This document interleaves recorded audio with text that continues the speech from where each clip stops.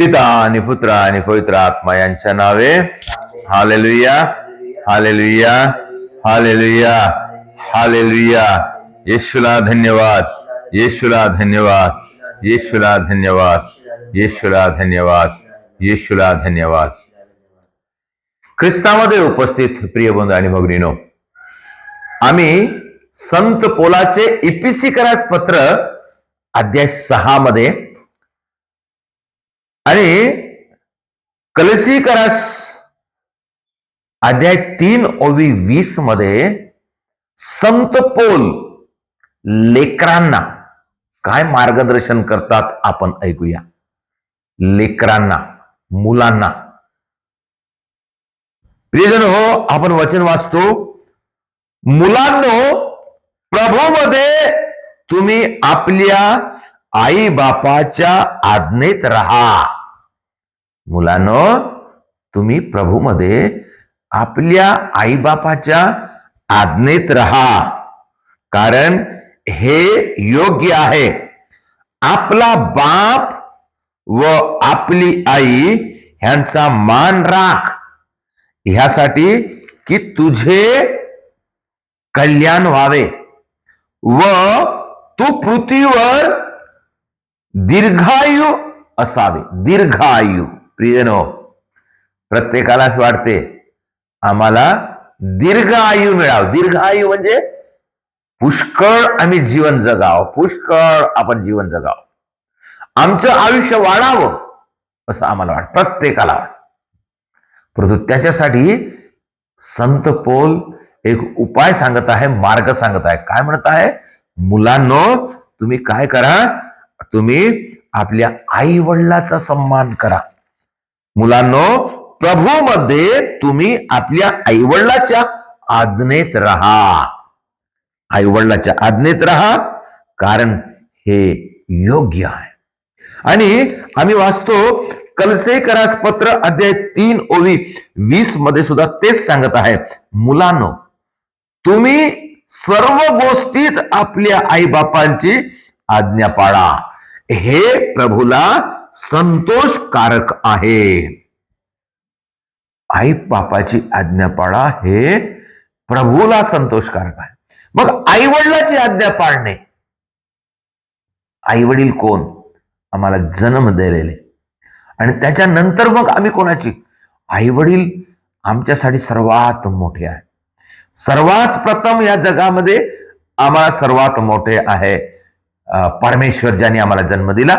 त्याच्यानंतर ज्याने आमचा संगोपन केला ते आमचे आई वडील. म्हणून त्याच्या आज्ञेच्या बाहेर जाऊ नये. ह्या आई वडिलाच्या सन्मानामध्ये आमचे मोठे आदर्श आहे.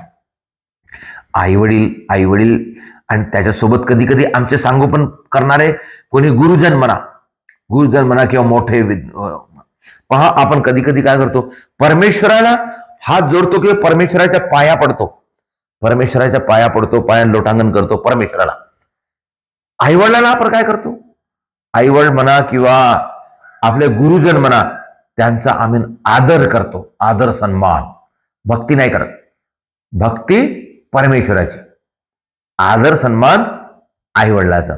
मग परमेश्वराच्या भक्तीसाठी आपण पाया पडतो, लोटांगण करतो,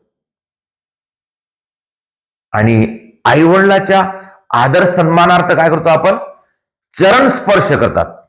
अशा प्रकारे आपण गुरु दिसल्याबरोबर कधी कधी विद्यार्थी, ह्या भागात, आमच्या भागामध्ये नाही, परंतु युपी मध्ये म्हणा, उत्तराखंड मध्ये, त्या भागामध्ये एक प्रथा आहे, वडीलधारी माणूस दिसल्याबरोबर माणूस झुकतो. एकतर त्याच्या चरण स्पर्श करतो किंवा नाहीतर मग खाली झुकून नमन करतो. अशा प्रकारे म्हणजे आदर, हा एक आदर आहे, एक आदर. आम्ही जे परमेश्वराचे आहे ते परमेश्वराला द्यावं. काय परमेश्वराला द्यावं? आमचं अंतःकरण, आमचे सर्व भाव, भक्ती आम्ही परमेश्वराला द्यावं.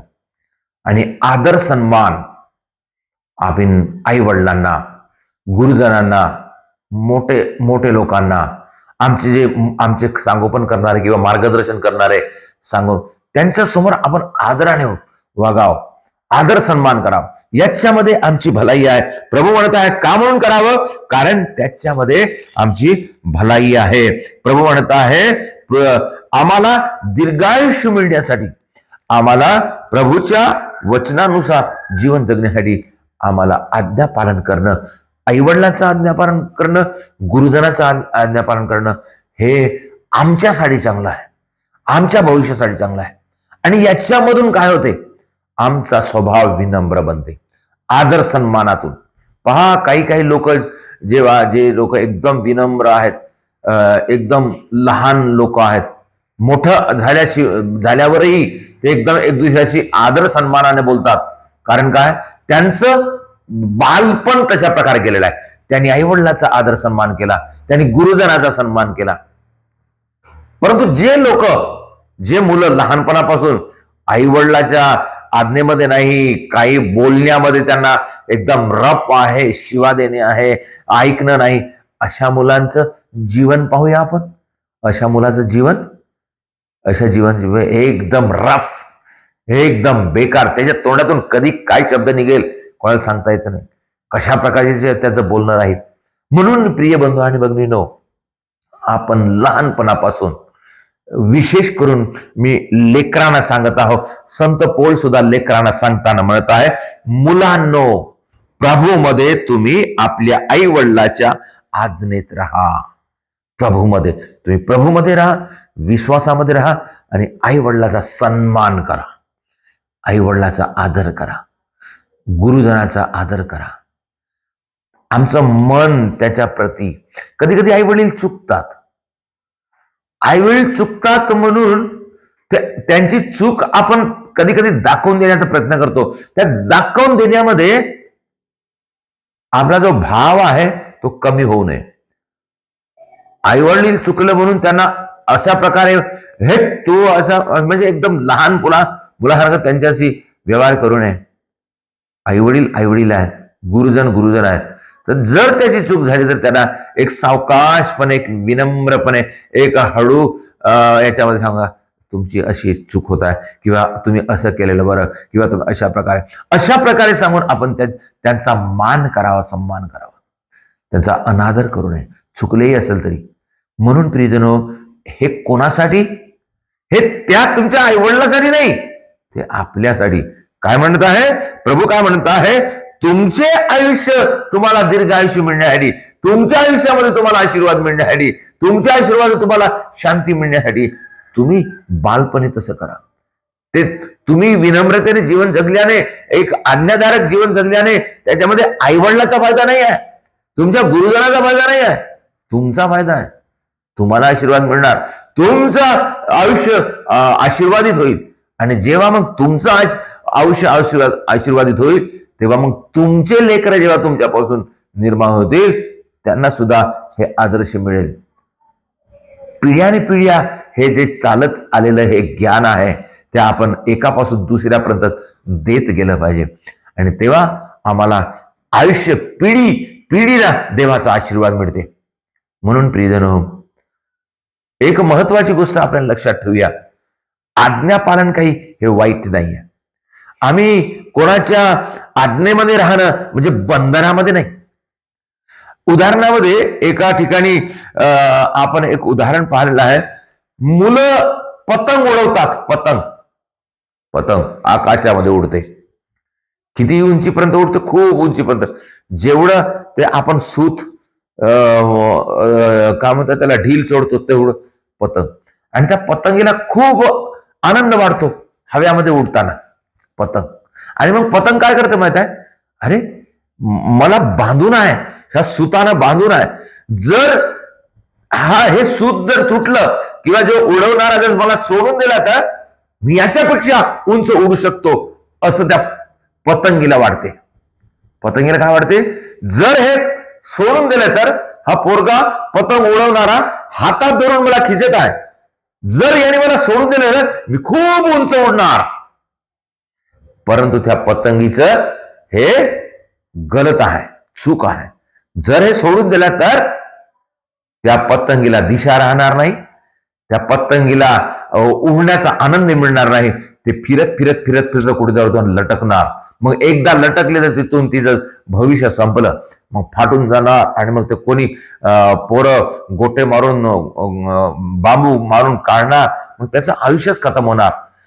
पतंग कधी सुंदर आहे जोपर्यंत ह्या धाग्याला बांधून आहे आणि ते आकाशामध्ये उडत आहे तोपर्यंत तिचं आयुष्य काय.